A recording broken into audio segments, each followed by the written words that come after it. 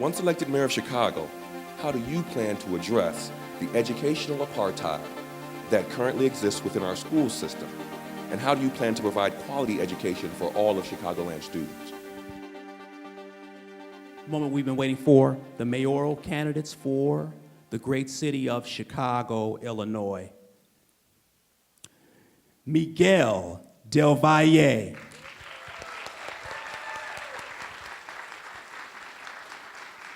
Good to see you.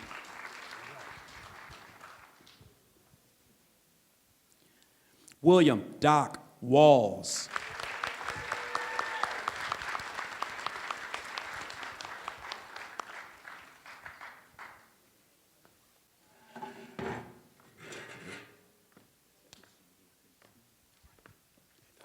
Dr. Patricia Van Pelt Watkins.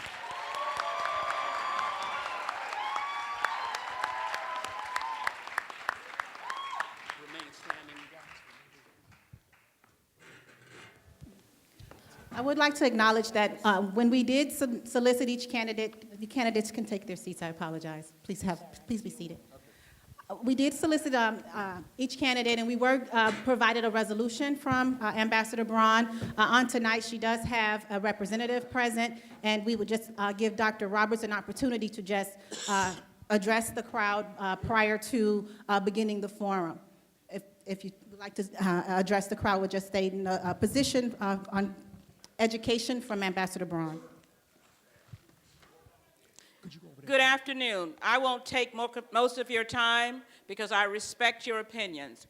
My name is Dr. Roberts, Joanne Roberts. I've been an administrator with the Chicago Public Schools for many, many years.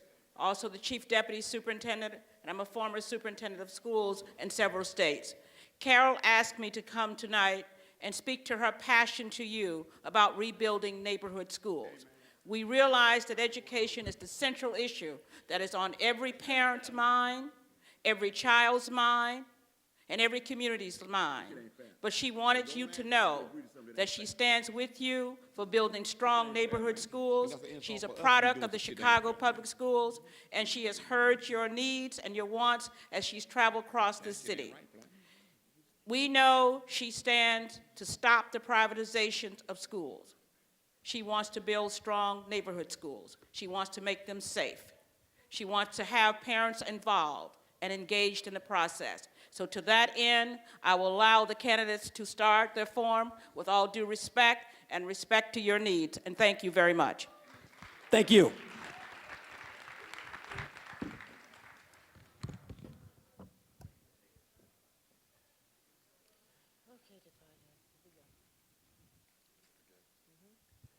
Mayoral candidates, there will be one question posed by each member of the panel. There'll be two questions posed by the moderator from the audience, and each candidate will get 2 minutes for a closing remark. We ask also that if time permits for your own personal schedules, that you meet with press and television afterwards. Let's start with the first panelist question from the Black Star Community PTA, Mr. Rodney Alexander, who will first be addressing Miguel del Valle. Mr. Alexander. Good evening. As you may well all know, selective enrollment schools only serve 10% of the total Chicago school population. And they also work to siphon the brightest students away from the neighborhood school system. Charter schools are replacing failing neighborhood schools, but are also failing while allowed to function by selective exclusion. All the while, neighborhood schools are essentially ignored. Once elected mayor of Chicago, how do you plan to address the educational apartheid that currently exists within our school system? And how do you plan to provide quality education for all of Chicagoland students? Thank you for that question, and I want to thank all of you for being here this evening and for taking time out to listen to us, respond to questions that are very important to you. From the very beginning in my campaign, I've been talking about how in Chicago we've developed a parallel system of public education a two-track system. On one track, selective enrollment, magnet schools, and charter schools. On the other track, neighborhood schools. We need one track, not two tracks. I will focus on hiring an educator as a superintendent, but an educator with a vision that is shared by and should be shared by the entire system, and that is one that says that we are going to concentrate on taking low-performance neighborhood schools and converting them into high-performing schools, and we can do that without closing them down. We just need the essential ingredients, which is a strong principal, a faculty that'll work as a team with the principal, a strong early childhood education program, and a strong evaluation system for our teachers that provide feedback on an ongoing basis, in an assessment system that ensures formative assessment so that students Thank you. get regular feedback on how well they're doing. Thank you, Mr. Del Valle. Thank you. The next response goes to William Doc Walls. Good evening. We have to establish irreproachable school systems in the city of Chicago. We cannot continue to develop boutique schools at the expense of the neighborhood schools. We have to provide a superior public school education for each and every individual child, and that transcends the development of just modern buildings with state-of-the-art equipment and facilities which are conducive to safe and potentially productive educational environments. We have to do more than just warehouse our children in nice buildings and train them to pass tests. We got to do more than teach them reading, writing, math, and science. We have to teach them the humanities. We have to teach them the arts. We have to teach them civics. We have to teach them language. We have to teach them technology. We have to teach them sportsmanship and scholarship. We need at the head of the school system a superintendent with a Type 75 certificate. We have to have an education-first model and not a business-first model. It can't be about money, jobs, and contracts. It has to be about teaching our children to follow their hearts, their minds, their talents, and teaching them to appreciate who they are and all they can become. Thank you, Mr. Walls. Thank you. Patricia Van Pelt Watkins. First of all, 93% of our juniors are not prepared for college when they leave our high schools. Over half of our schools have none of the kids that meet the ACT benchmark, so that out of the entire high school, half of them, none of them make the benchmark. We spend more on education than any other country in the world besides Luxembourg. We need to change the way we're focusing on schools. In Chicago, we need an educator to run the schools, we need an elected school board, and we need community councils that drive reform themselves. We've seen a big push from top down, push down changes. We need the changes to come from the bottom up. I believe when people are informed about what the challenges are, they'll make the right decision. When we don't have enough information, we cannot do that. So I support the Strategic Learning Initiative, which provides coaching for principals, mentoring for teachers, and professional development for parents. They've been able to turn around schools without displacing anybody, and it only costs about $150,000 a year for that program, and turnarounds cost $2 million. So I would support that type of program. Dr. Watkins, thank you. The next question comes from panelist number 2, Dr. Carmen Palmer. This question directed first to William Doc Walls. Currently, educators who choose to work in underperforming schools are fired and branded inferior when their school is closed or turned around. As a result, many tenured and veteran educators are without classrooms, and students are without people they have formed relationships with and are forced to deal with an intense amount of instability. As mayor, how do you intend to support and protect teachers who choose to work in underperforming schools in order to stabilize schools so that students can expect consistency? Mr. Walls. Teachers should be rewarded for working in school districts and in school areas that are underprivileged and at risk. They should not lose their job simply because the school goes under. We have to establish a process by which seniority matters. Those teachers who have been longstanding, who've given so much to this system, should be rewarded and given the opportunity to move on to another school system or another school when those schools that they chose to work in proved to be untenable. We cannot continue to expect our teachers to give so much of themselves and not give them all they expect in return. Their families, their livelihood is dependent upon us being considerate enough to use a system of seniority that protects those teachers, but in the public to protect those teachers as well and not let them suffer the slings and arrows of everybody who wants to make them the whipping child of the system. Thank you. Thank you, Mr. Walls. Dr. Watkins. Okay.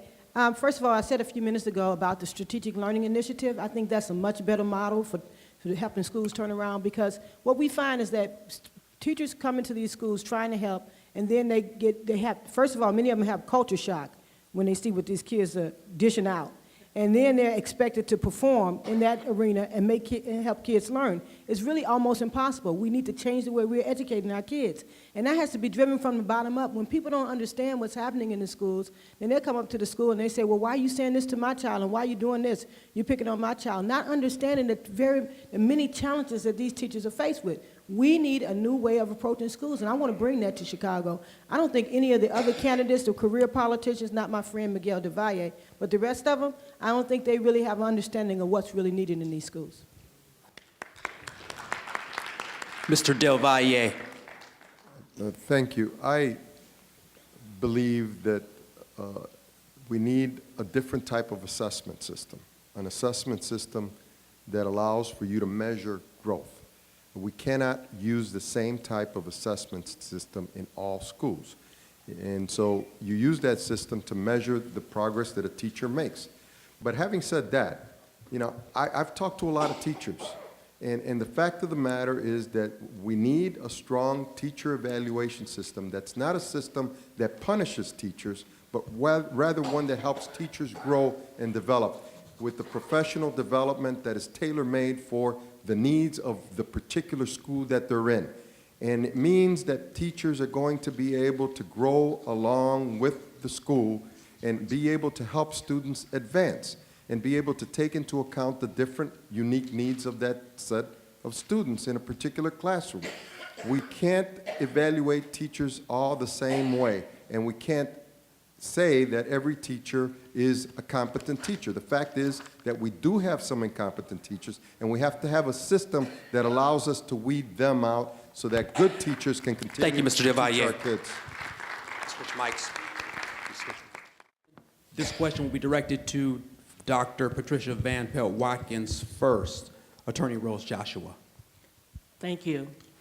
Good evening. Good evening. Several of Chicago mayoral candidates are promising to put more police on the streets to reduce violent crime. Although crime has to be controlled so that citizens can be safe, in our opinion, crime is the manifestation of a much bigger problem. Putting police on the streets to control crime only deals with the symptoms and the effects of the problem, not the cause. Statistics show that the greater percentage of violent crime happens in poor, impoverished, and poverty-stricken areas. That being the case, what are your plans for reducing violent crimes in our city? Thank you. First of all, I'm one of the only candidates that have said that the last thing we need is to add more police on the road, because what we need is a street-level intervention model where community people are participating and helping people that are not able to get jobs and not able to get housing, not able to get into school, to help them reintegrate into society. So we have more police officers here right now than New York has and LA has, and we are 3 times more likely to get shot down and killed in Chicago than you are in New York. So that tells you that's not the answer. We need to deal with the ex-offender population. We cannot ignore this large hundreds of thousands of people that are roaming our streets that can't get a job ever for the rest of their lives, can't get housing, and can't get into education opportunities. We need to deal with that population because the only way we can improve schools, improve public safety, improve our communities is to deal with that plight of the ex-offender. I'm committed to banning the box on all applications on the applications that ask, do you have a felony? That shouldn't even be a question. Do you have the skills is the question. Now let's deal with. Thank you. Okay. Thank you. Okay. Well, I believe that the most effective way to deal with crime is to have an organized community. A strong community is an organized community. An organized community is a strong community. It's a community that comes together and works in partnership with law enforcement and other institutions in the community where people are fully engaged in ensuring the safety of everyone in that neighborhood. And yes, that means that people come together and run out the gangbangers and others who shouldn't be in the neighborhood. They do go someplace else and they become someone else's problem. But if then that next community is organized, then they have to run someplace else. The fact of the matter is that we need to ensure the safety of our families in our neighborhoods, particularly around our schools. It has an adverse effect on our kids when they can't go to school because they feel fear. They experience fear. That cannot happen. Children cannot learn when they are in fear. And so it's up to the community through parent patrols, and then we have to revamp the community policing program. The CAPS program has to be more than just attending a monthly meeting. It has to be real community policing. We have to establish irreproachable public safety services. Make no mistake about that. Not only in terms of the policies, practices, procedures, equipment, training, deployment, response time, and overall performance, but also in terms of making certain that the entire police department, rank, file, and command, is proportionately reflective of the city's population, Black, white, Latino, and Asian. Everyone ought to have a fair opportunity to become a police officer here in the city of Chicago. We also have to change our culture. You just can't police your way out of crime in a city like the city of Chicago. If we can spend trillions trying to change the culture in Iraq and Afghanistan, we can spend a few $1 billion trying to change the culture right here in the city of Chicago. So we have to unthink our economics and develop a smart economy that guarantees every Chicago resident a better quality of life. And a smart economy includes the proliferation of cleaner, greener, more energy efficient and technologically advanced manufacturing plants, a series of public-private partnerships funded by $2 billion of our $8.5 billion capital improvement program to help Chicago area businesses grow. Thank you, Mr. Walls. The fourth question, directed first to Mr. Del Valle, comes from Chicago Council on Black Studies at Chicago State University, Dr. Wadie. Good evening. In 2005, the Illinois legislature passed legislation popularly known as the Amistad Bill, which is now Public Law 94-0258. This bill created a commission with the responsibility of working to make sure that all public institutions in the state of Illinois address the contribution of African Americans to American society and the impact of the legacy of slavery on American society. This bill has not been fully implemented. Here's the question. Would you be willing to use the influence of the mayor's office to require all students in public high school in Chicago to have a minimum of 1 year of African American history in order to graduate? Absolutely. We must know our history. It is what establishes our identity. And from our identity comes self-esteem. And from self-esteem comes pride. And from pride comes worth, real worth. And when you have pride in yourself, then you value others. And when you value others, you value community. And that is what changes a culture in a community, is when people value each other. And children are the ones who need to learn that first, and they learn it from their parents, but they also learn it in school. And I think it's a shame. You said 2005? 2005, and we're in what? And now, no program in the Chicago Public Schools? I think this is indicative of the neglect that we have experienced in CPS that will end with the next mayor of the city of Chicago. Thank you, Mr. Del Valle. Doc Wall. You know, from 1619 to 1865, we had 246 years of legalized slavery in America. It took the Underground Railroad, the suspension of the Constitution, the Emancipation Proclamation, and the 13th Amendment to the U.S. Constitution to finally end that shamefully brutal institution. And we walk around like the effects of slavery are no longer existent in our community, when in fact they are, because then we went through years of Jim Crow. It wasn't until 1968 that we gained rights and freedoms here in the United States of America. So we're only one generation removed from the pressures of slavery and from the effects of slavery.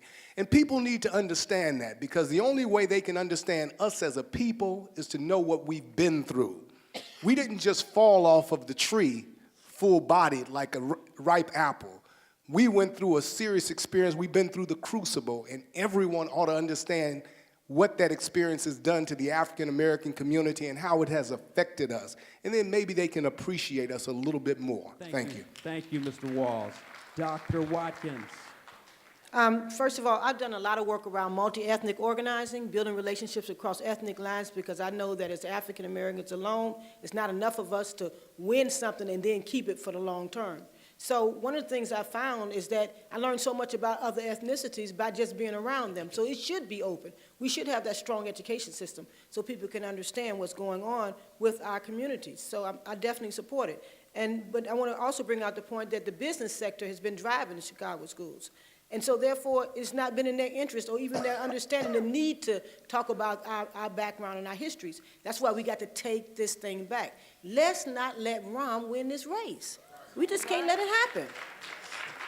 But on your question, Doctor, on the jobs, I'm going to waive fees for new entrepreneurs for the first 2 years so that more people can become entrepreneurs in this city. And also, I'm going to work to create more jobs through the rail hubs that we have running through Chicago. We have the largest rail hub in the country, and we don't use it.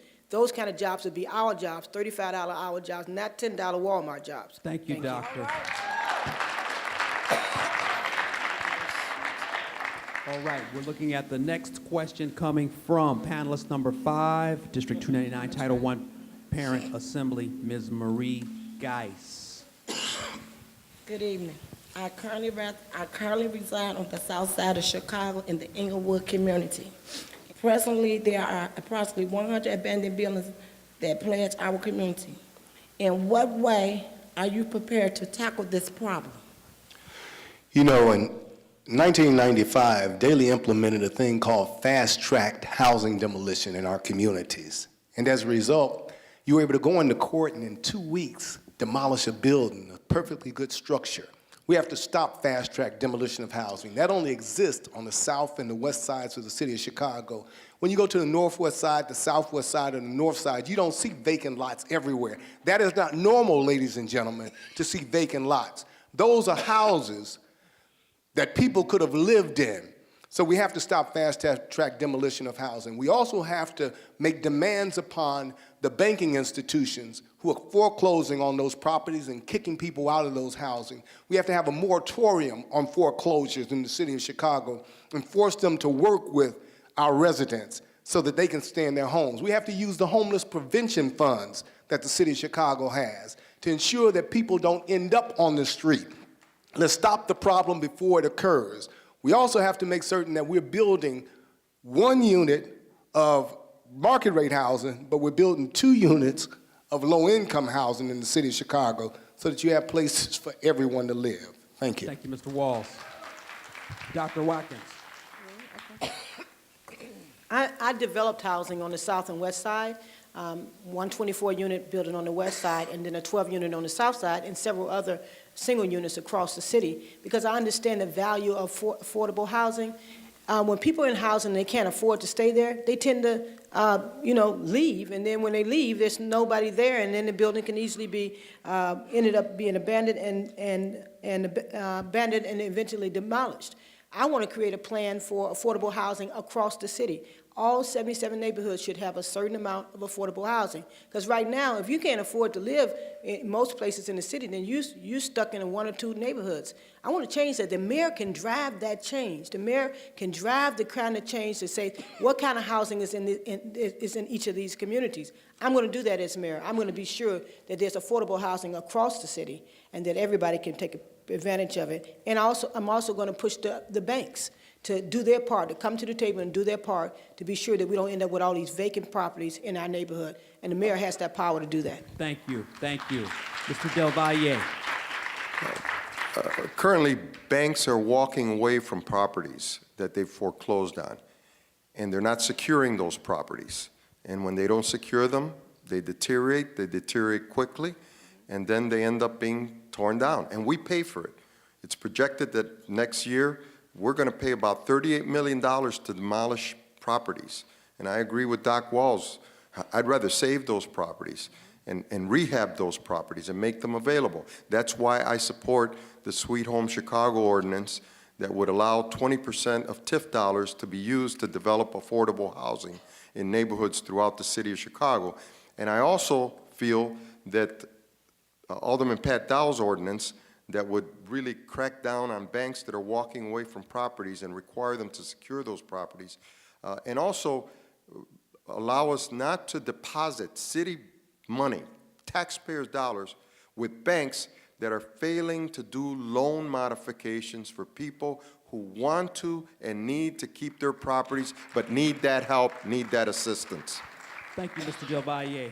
We're going to move to the sixth question, sixth panelist, Designs for Change, Elena Rios. The order will be Dr. Watkins, Mr. Del Valle, and Mr. Walls. Do you support the existing system of local school council authority, which is tied to a strategy of elected parents, community members, teachers, and the school's principal having a major voice in school improvement and decision-making? If you do support this school-based democracy system, what actions would you take as mayor to strongly support the system? If you don't, what alternatives to this system of school-based democracy do you propose? First of all, I've prepared people to run for local school councils. I've helped people run campaigns for local school councils. I believe local school councils are important, but I think it needs to go a lot further than it does. 20 years ago, when they started the local school councils, over 20 years ago, they were about governing the school to be sure that we could control the school. But what's happened is that we've been doing, a great job governing, but the kids are not passing. They're failing. They're far behind.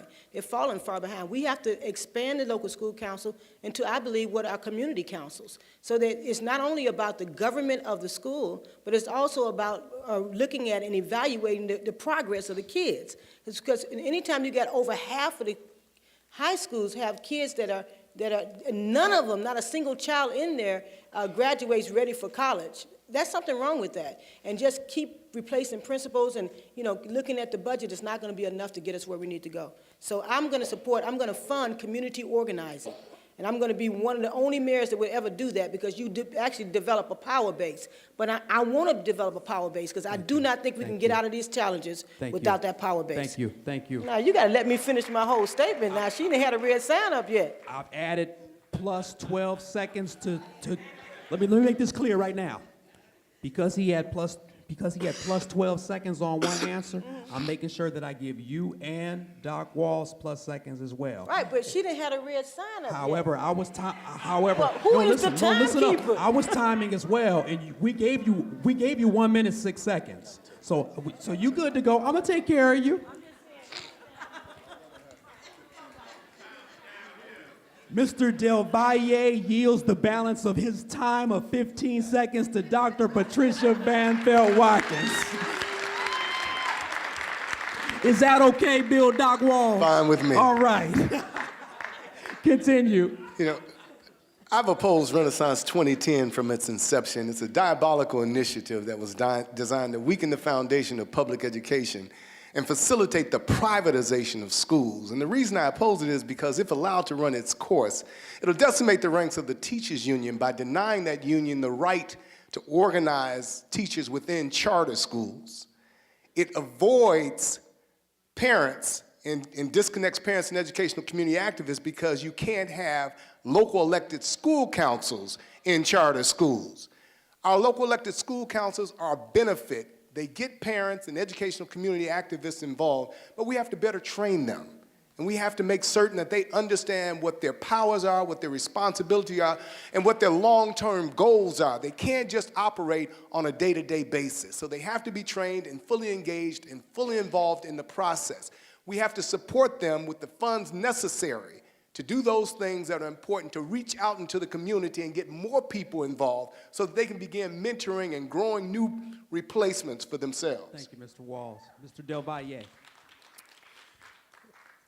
I was one of the drafters of the bill in 1988 that created the local school councils.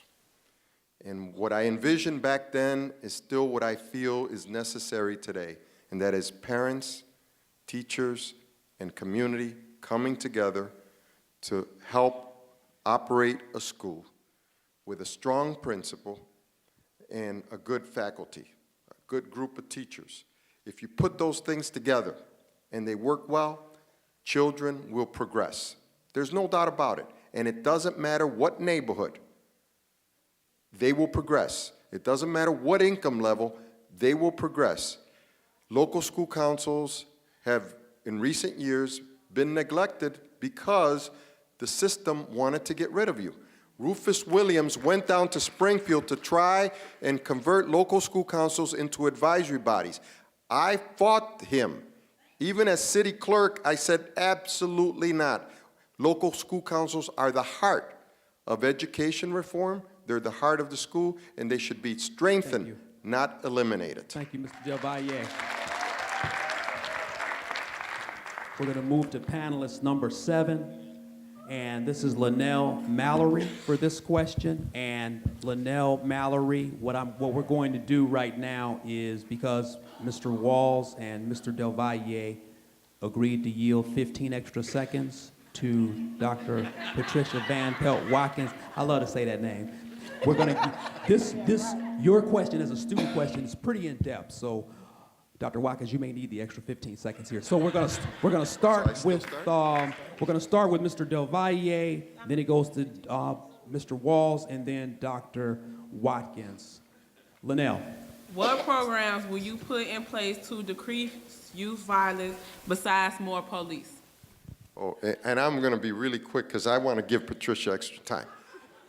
And because the answer is real quick. We need a year-round, in-school youth employment program that puts young people to work across the city in community-based organizations, in businesses, small businesses, downtown, so that they could get that work experience and so that they can learn what it means to be responsible, what it means to handle a paycheck, and what it means to contribute to society as a young person. I benefited from one when I was 16 years old. It was a federally funded youth employment program called NYC. It put me on the right track. It can do the same thing today. That's what we need in this city. Thank you. Mr. Walls. Youth employment initiatives are critical and important here in a city like the city of Chicago.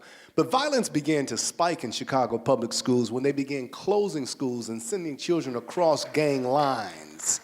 We have to avoid doing that here in the city of Chicago. And we warned them when they sent children from Inglewood into Hyde Park, and violence spiked by 200%. And there was child-on-child violence, there was student-on-student violence, there was teacher-on-student violence, parent-on-teacher violence, and parent-on-student violence. And they said they wouldn't do it anymore, but then they did it more than ever before. And so now violence is an epidemic in the city of Chicago. We have to go back to neighborhood schools, but we also have to make certain that we're giving our children something gainful and powerful to do.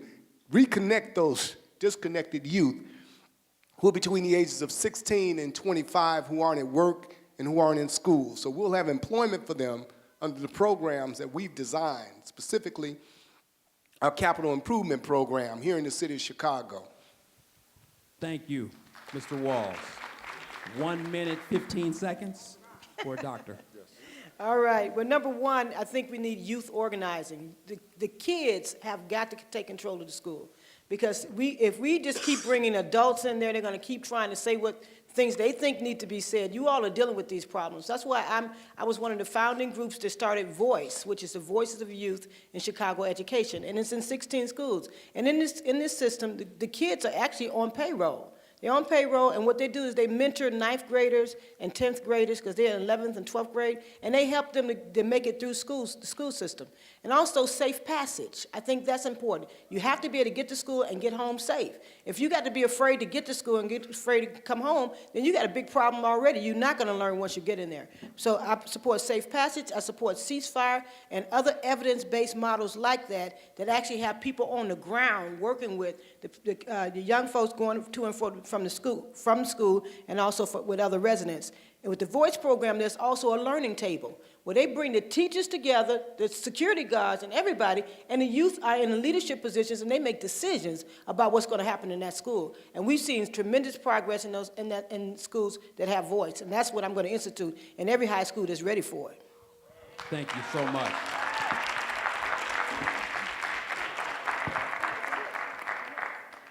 We're going to go to the wild card questions now. 2 additional questions that have originated from the audience, and you will get 1 minute to respond to these questions. We're starting with Mr. Walls, then to Dr. Watkins, then to Mr. Del Valle. The first question is, would you work to undo the privatization of the parking meters in the city and the Park District, as well as maintain a more equitable distribution of city services for all communities? Let me repeat it. Would you work to undo the privatization of the parking meters in the city and the Park District, as well as maintain a more equitable distribution of city services for all communities? Timekeeper, could you please give them 1 minute, 30 seconds? Thank you. All right. Initially, when I started running for mayor, I said that I would undo that parking meter deal because there's no deal that Daity's done that I couldn't undo. But then as I looked at that contract, I saw that it was an ironclad contract. Anytime you spend $1.15 billion to establish a 75-year deal, you make sure you dot your I's and cross your T's. So I realized that we have to go back to the table and renegotiate with them from a position of strength. And here's what I've suggested. I've suggested that if you want to continue to purchase your City of Chicago vehicle sticker for $75, you can do so. You have that option. But if you choose, you can buy an enhanced City of Chicago vehicle sticker, pay an additional $75 for a total of $150. And now you can park in any metered parking space in the City of Chicago, any of the 36,000 metered spaces, for a total of 2 hours. Very convenient for people. It makes money for the city because now we get 25 of those $75, which totals at the end of that, excuse me, at the end of that period, an additional $4 billion for the city of Chicago, which enriches us. It's more convenient for people. It's hands-on for the companies because they avoid administration costs, they avoid collection costs, maintenance costs, they avoid litigation, and they avoid enforcement costs. Thank you, Mr. Walls. Dr. Watkins. As far as privatization of the parking meters, there are 2 civil suits right now in court trying to get that back, get those parking meters back for Chicagoans, and I will follow those closely and provide all the support I can to try to see if we can get it back. And as far as the equitable distribution of city services, as I said earlier, I want to fund community organizing because that organized communities are empowered communities and they can get something done. But also, I want to provide real-time reporting. You know, we hear about all the contracts have gone out and the poor African Americans got 8%, the Latinos got 12%. You know, next year we're going to do better. The next year, all poor people, the blacks got 5%, the Latinos got 4%, we're gonna do better. It's always backwards looking reporting. I'm gonna do real-time reporting. You're gonna get reports out on a quarterly basis about what is happening, and with the information about where the services are and how the contracts are being dispersed, and a strong, organized community, we can move an agenda forward. Because I'm all about empowering the community to be able to take advantage of the opportunities and deal with the challenges that we face as a community. I don't want us to sit back and think somebody has to ride in and help us. We can help ourselves if they just make the playing field level. Thank you, Dr. Watkins. Mr. Del Valle. We have to try in court to change this parking meter deal. We have to, and I was the first to announce my support for the lawsuits that are pending. I went beyond saying that I would support the lawsuit. I said if I'm elected mayor, I would join the lawsuit and try to reverse a number of the provisions and change a number of the provisions that are in the contract. We have to try. It may not work, but the effort has to be put forth. We have to try to renegotiate the increases in the rates because they're going to go up next January and the following January. So it's the worst deal we could have possibly had, and we're stuck with it for 75 years maybe, but let's see what the courts say. You know, these days the courts say one thing one day and they say something the next day. And so you never know. You never know. So we may come out on the winning side, right? Okay, but in terms of resources and the distribution, I am for parity, I am for fairness, I am for equity, but let me tell you that I'm also for making sure that the city council does its job in representing the wards that they are elected to represent. Aldermen need to do their job. In the past, the mayor has handed down all the orders, the aldermen wait for those orders, and then they act. I am going to liberate the aldermen in the city of Chicago. I'm going to liberate them. And they're going to do their job, and they're the ones who are going to monitor contracts on an ongoing basis and make sure that there's fairness and equity. Thank you, Mr. Del Valle. Thank you, Mr. Del Valle. Last question from the audience. The order will be Dr. Watkins, Mr. Del Valle, and Mr. Walls.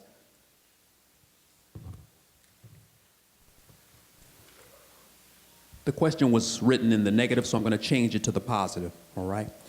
How would you increase the African American representation in the city workforce since the current administration? How would you increase the African American representation in the city workforce since the current administration? Dr. Watkins. How much time do we get?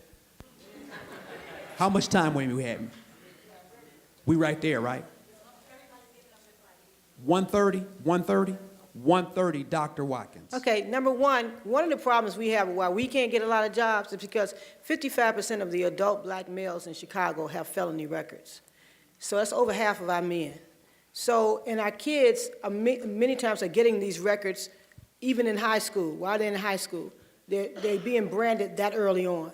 So what we have to do is change the way this system operates. We have to ban the box off the application, as I said earlier.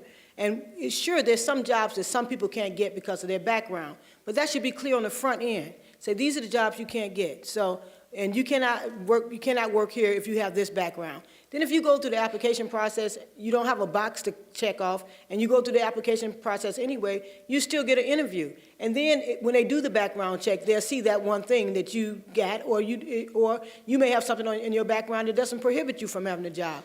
But if you have to check that box off from the beginning, when they get your application, they automatically put it off to the side. So what I want to be sure is that we are engaging isolated populations into employment opportunities. And as far as I'm concerned, the African American community has been very isolated, and we know that. Has been very isolated. The patronage armies, they brought in a lot of Latinos, got Latinos jobs across the board, kicked out a lot of blacks. You know, when I come into office, when I'm your next mayor, then I'm going to be sure that there's equity across the board. Thank you so much. Mr. Del Valle. I said earlier that fairness and equity is important to me. I've lived that. I've practiced it as a state senator for 20 years and as city clerk for 4 years. It's extremely, extremely important that government be reflective of the people it serves. And there shouldn't be any underrepresentation of any group. And so as we hire people, that should be a consideration, a factor. But we have other groups out there. I was just with a group of veterans last week, with a group of African-American veterans who were talking to me about the homeless veterans. And I said, you know, homeless and veterans are two words that should never go together. Never. They should not be used in the same sentence. And so we need to hire those individuals in city government. But I also think that there still is a patronage system, and it is still at a certain level. In those Shackman exempt positions, it is about who you know, and that's what has to change, because people should be able to get their jobs based on their abilities, their skills, their credentials, and not based on politics. Thank you. Mr. Walls. For years, we had a patronage system here in the city of Chicago that was second to none. We didn't even have a personnel department down at City Hall prior to Harold Washington. The way you got hired was you went and saw your committeeman, and you took a letter to the job site and just showed up. You never went to City Hall to get a job. There was no such thing as putting an application in. And that hasn't changed much down at City Hall now. There's an organization called HDO, the Hispanic Democratic Organization, that was allowed to fire African-American workers and hire Latino workers under this administration, under the Daley administration. So they're under federal watch now. We got to get from up under federal watch. So that means that we have to have serious enforcement of the Shackman Decree, which says that there can be no political hiring and firing in City Hall. You have to have a system of fairness. The only system of fairness is one that's colorblind. It doesn't matter what color you are, you have an equal opportunity to get hired in the city of Chicago. I'll fight for that when I'm mayor of the city of Chicago. We'll make that happen. We'll unify this city by promoting culture and diversity sensitivity amongst people of all ages, races, socioeconomic backgrounds, or religious persuasions. We're going to bring people together here in this city, and it's necessary. We're going to make certain that people get their fair share of contracts. And when they have their fair share of contracts, they can hire people who look like them, walk like them, talk like them, and think like them. Thank you, Mr. Walls. Before I give you your last 2 minutes to make a final statement to the audience here, I want to ask this question. I'm going to give you 2 minutes for the final statement, but I'm going to give you 15 seconds for this particular statement. So just formulate your one sentence, and we'll start with Mr. Walls, then we'll go to Mr. Del Valle and Dr. Watkins. Regardless of who gets elected mayor of Chicago, name one thing that you would do to contribute to that administration's service. So name one thing in the event you weren't elected. What is the one thing you would agree to add content and add value to that administration and the city of Chicago? Oh, I'll make Chicago the World Center for Nanotechnology Development and Nanofabrication. Thank you. I want to continue to demand that the voices of the community residents be heard and engaged in all major decisions. Thank you. Mr. Del Valle. Just as I stood up to Rufus Williams when he tried to eliminate local school councils, I will continue to be a strong advocate for public education. Thank you. Okay, final 2 minutes. Bill Doc Walls. Okay, as I indicated, we haven't had an industry to call our own since the demise of the stockyard. And then we piggyback off of Gary, Indiana, and their steel mills. When the steel mills closed, we came back to higher than usual unemployment. We have 60% unemployment in communities like Woodlawn, Inglewood, Lawndale, and people are dying on the vine. So we need a new industry. The next big industry after Silicon Valley is a thing called nanotechnology. Nanotechnology is the process by which you make products that are cleaner, lighter, stronger, and more precise. It's building from the bottom up and not the top down. These are factory jobs, real factory jobs that can be had right here in the city of Chicago. So we'll develop a public-private partnership like the kind that Daley used to try to bring the Olympics here. We'll have the private put up the money and the public put up the muscle, and we'll bring in people to see these factories. We'll bring them in to see the University of Chicago, the University of Illinois, IIT, Northwestern University, DePaul University, Loyola, the City College system here. We'll bring them in to see our infrastructure in terms of transportation. We're the transportation hub of North America. Unthink your economics. We are not at the bottom of the barrel. Chicago is a gem. We can have real industry here, and nanotechnology is that industry. We will make certain that people are forever economically viable with a brand new industry that is second to none. Nanotechnology is going to reshape the world atom by atom, and it's coming. As sure as Silicon Valley is sitting in California, we can make that our home right here in the city of Chicago. Nanotechnology development, that's our future. Thank you. Let's go to Mr. Del Valle next. Thank you. Monday, early voting begins. Monday is the beginning of a process that could lead to real change in the city of Chicago. It's a beginning of a process that could lead to the charting of a new course in the city of Chicago. It'll be a turn.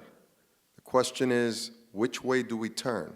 Do we turn the right way, or do we turn the wrong way?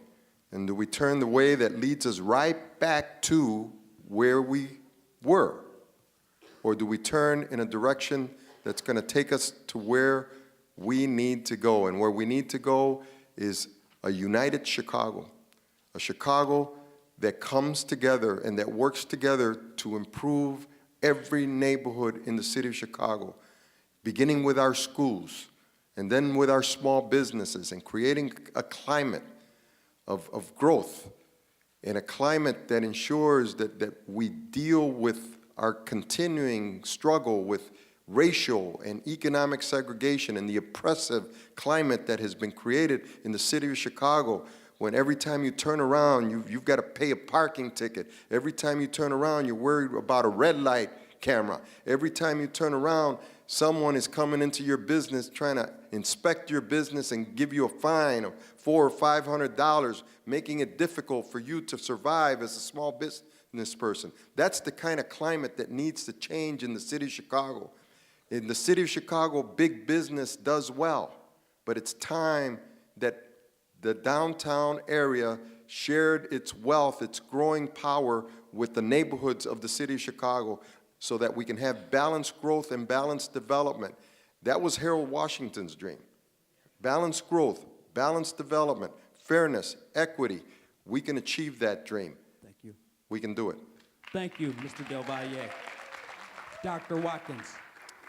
I was raised in the Cabrini Green projects. My mom was a civil rights activist. She taught me that in order to have justice, you had to fight for it, that nothing was coming to us unless we had fight in us. I got that fight inside of me.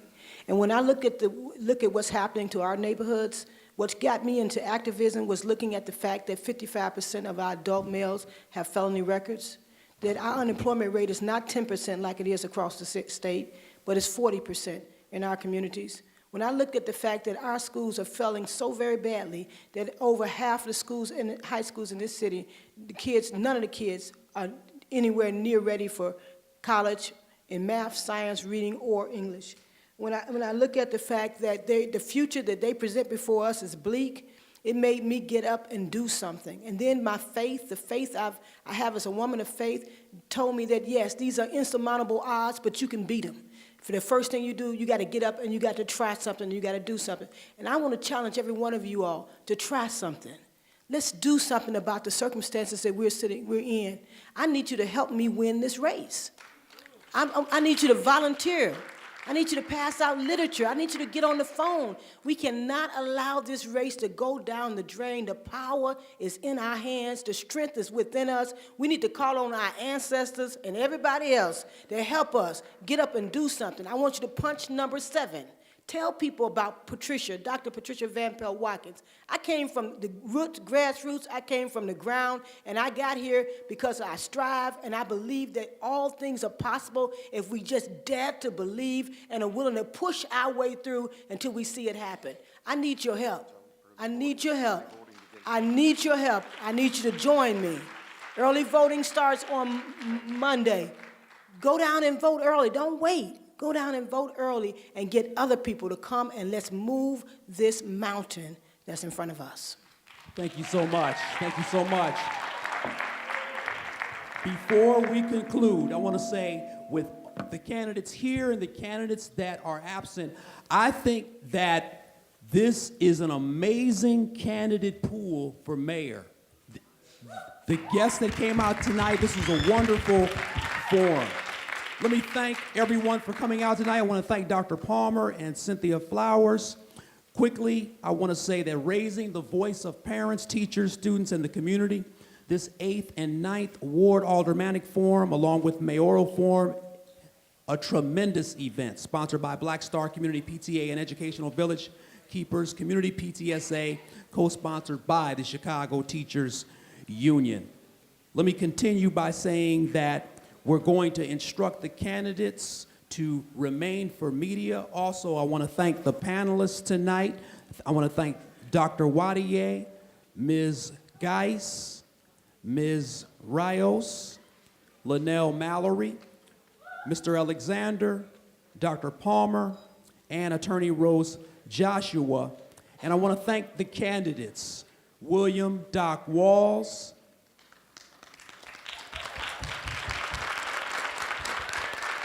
Dr. Patricia Van Pelt Watkins,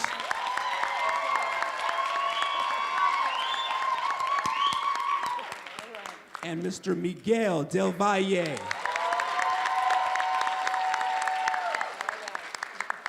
I want to also remind the audience that we want to collect your written feedback on tonight's event. And at this time, I want to turn things back over to the lady who really counts. Thank you, Gerard. Thank you. It's been a great evening. I just want to have the panelists come up for a quick opportunity to take a photo with the candidates here. I appreciate everyone who came out and who stayed with us to the bitter end, as we say in PTA.